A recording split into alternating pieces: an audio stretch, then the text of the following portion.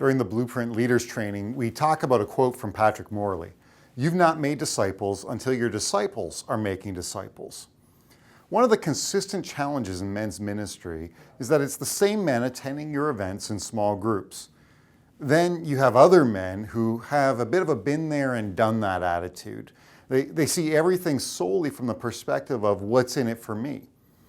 If Jesus commanded his disciples to go and make disciples, how do we even begin to get men to invest in others? The starting point is the culture of your church and ministry to men. As a leader, you create the culture. You set the atmosphere that defines what your efforts will be about. Every single event, every single activity that you plan requires one consistent focus in your promotional efforts.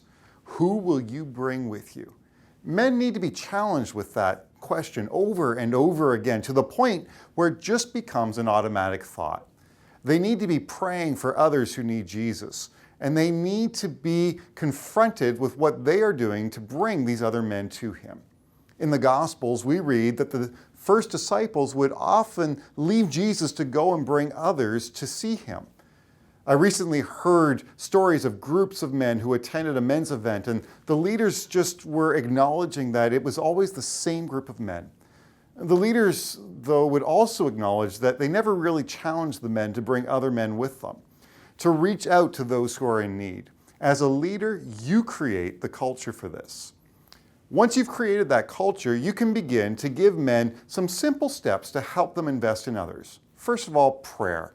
Every time that your men meet together, have a prayer time where men can focus on praying for those who are in need. If your men are unable to think of another man to pray for or another man that they could bring with them to something, then challenge their thinking. Have them build a list that includes the following. Men that they know at work, their neighbors, men who they know through their kids' sports activities or other hobbies that they're a part of, men in their own family, men who they know who are going through a difficult time, but have them build the list and begin to pray for those men. Once they have the list, then challenge the men to go out for coffee or some type of activity with one or two of the men that are on the list. Encourage the men to get to know these other men. Then plan a time where they will report back to you on how this pursuit of friendship is going with that other man.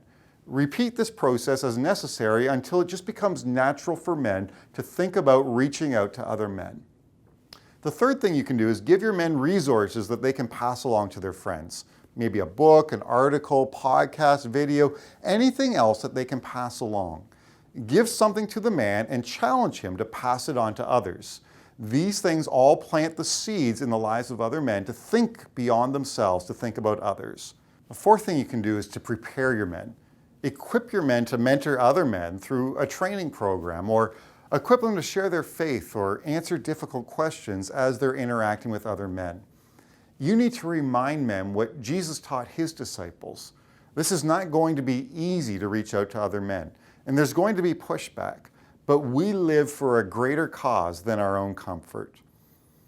Men are not usually relationally strong, so it's incumbent on you as a leader to create the culture and also to train and to support these men as they try to reach out to others.